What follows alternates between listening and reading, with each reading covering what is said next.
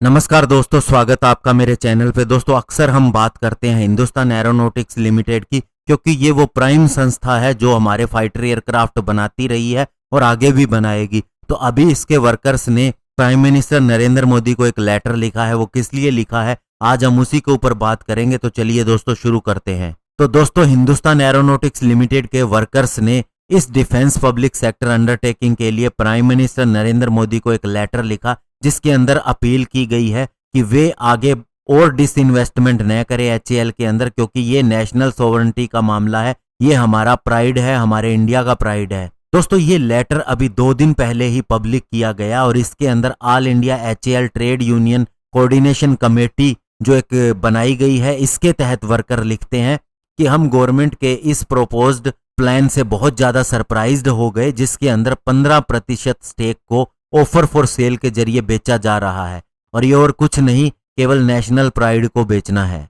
और उन्होंने बताया कि हमारा जो भी मोराल है, हमारा मोटिवेशन है, जितने भी वर्कर हैं, वो सारा इसी बात से आता है कि एचएएल एक सरकारी संस्था है, गवर्नमेंट एंटरप्राइज है। अब दोस्तों, जो गवर्नमेंट का प्लान है कि क्या बेचना है, वो इसके 3.34 करोड़ के इक्विटी शेयर या फिर 10% जो इसकी शेयर कैपिटल है जो दी जा चुकी है, उसको सेल करेगा। और इसके अलावा ओवर सब्सक्रिप्शन ऑप्शन के रूप में इसके एडिशनल 5% या फिर 1.67 करोड़ के इक्विटी शेयर भी बेचे जा सकते हैं।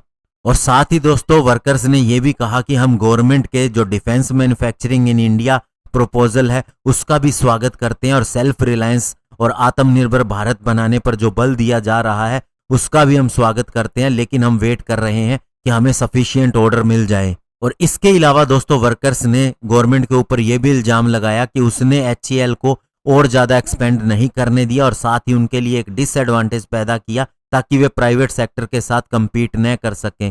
और इस तरह और ज्यादा डिसइन्वेस्टमेंट करके अब हमें और ज्यादा गिराया जा रहा है।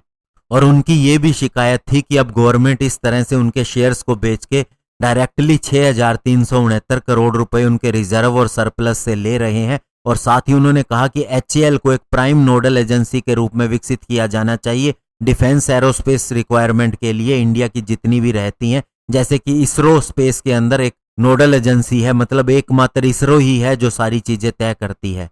अब दोस्तों, ये तो मैंने आपको बताया कि क्या उनके वर्कर्स की शिकायत है, लेकिन दोस्तों, गवर्नमेंट प्राइवेटाइजेशन करती है तो इसलिए ताकि उसके अंदर काम और अच्छे से हो सके। और आप भी जानते हैं और मैं भी जानता हूं कि आप प्राइवेट बैंक में चले जाइए और सरकारी बैंक में चले जाइए, किस तरह का डिफरेंस है, कैसे सर्विस दी जाती है, ये आप सभी को पता है।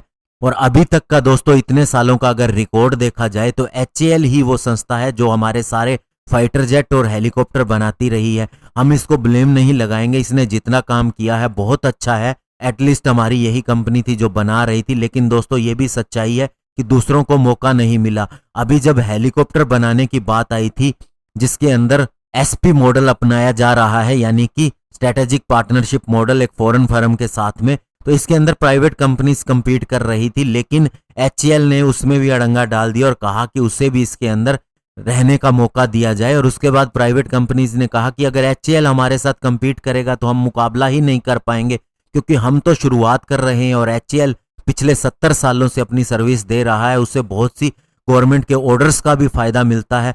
उसे जो ऑर्डर मिले हुए हैं, जो रकम मिली हुई है, डायरेक्टली वो कंपटीशन के अंदर उतार सकता है। ऐसे में हम कैसे उसका मुकाबला कर सकते हैं? तो दोस्तों, एचएएल अब चाहता है कि उसे सारी चीजों में केवल उसे ही फायदा मिले। और वर्कर्स खुद कह रहे हैं कि सरकारी संस्था है, यही सोच के हम इस पर प्राइड करते हैं। तो हर कोई चाहता है कि उसे गवर्नमेंट सर्विस मिल जाए, क्योंकि आपको भी पता है कि गवर्नमेंट सर्विस में कैसे काम होता है।